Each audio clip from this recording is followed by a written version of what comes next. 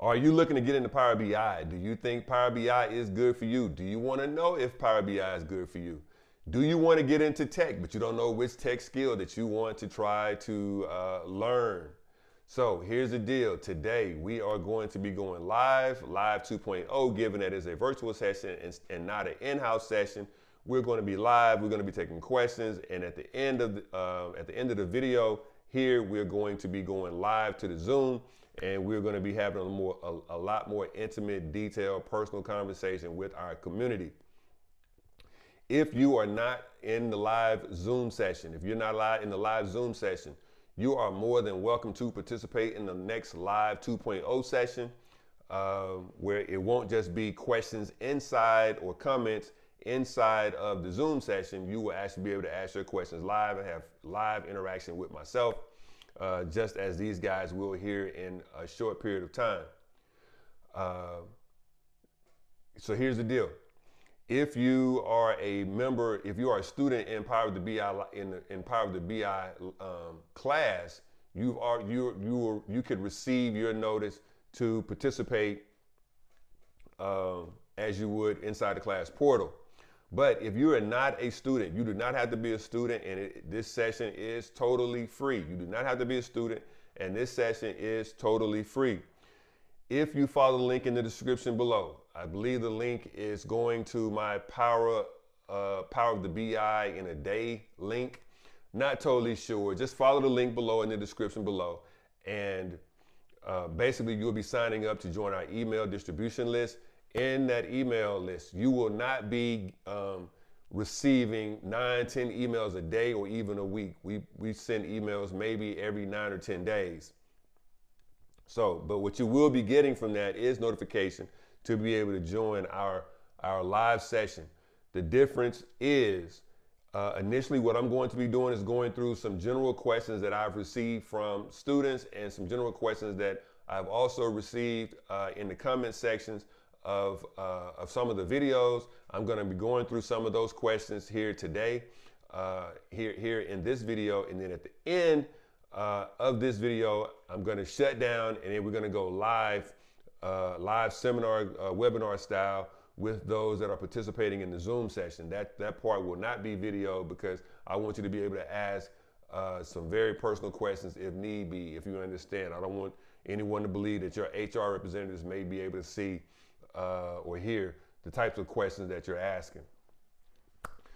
So with that said, I am going to move on into the questions that I have received, because what I want to do is keep this relatively short into no more than about 30 minutes so that we can move into the question and answers and really having more personal conversations with those that are sitting back online. So I'm going to be going through some of the most the most received questions that I receive via comments and via class, because I think those questions can answer give many students or many participants such as yourself answers about Power BI. So the first question I have here is, what is Power BI and how is it different from Excel? That is a great question. The reason why it's a great question is because Power BI and Excel both are Microsoft products. One thing I want to clarify off the rip, I am not a employee of Microsoft. I am not a contractor of Microsoft. I don't think that I'm contracted. Yeah.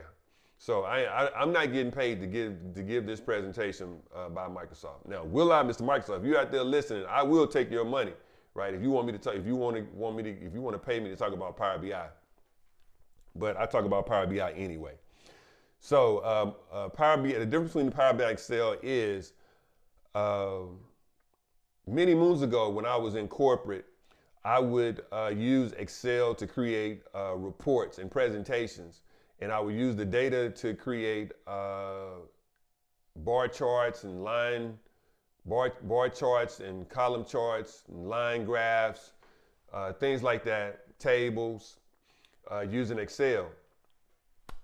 Now, all of those are visualization tools where you could see the report, you could see what's going on by the visualization. That visualization being a line chart, a column chart, a line graph, tables. Power BI is a data visualization tool. So at the end of the day, you can use Excel to create data visualizations, but Power BI is a data visualization tool, right? Excel is a very limited watered, I'm not gonna say watered down, but it's a very limited tool. I think it's good for small businesses and for educational purposes inside of academia. But Power BI is a dynamic tool that is great for small to medium, even small and medium-sized businesses, but definitely for global conglomerates, right? It can handle lots of data. The most data I've worked with inside of Excel has been maybe 1,000 rows. Power BI, I probably start out at 100,000 rows and probably working anywhere with 100 million rows, right? And it's probably even more than that. But what I like to tell the students in our class is data. So it doesn't matter if you've got 1,000 rows of data or if you got 100 million rows of data. Data is data. So that's one major difference is the capacity that you can work with inside of Power BI. Now, given that Power BI and Excel both are Microsoft products, I like to look at it like this. Excel is the beginner edition, but then there's another piece in the middle that is Excel on steroids. I'm not gonna go into the other piece because I don't wanna get you too thrown off so that you may feel like, this is way too much for me. But then there's a piece that's above that piece, and that piece is Power BI. And Power BI is that piece on steroids times 10, right?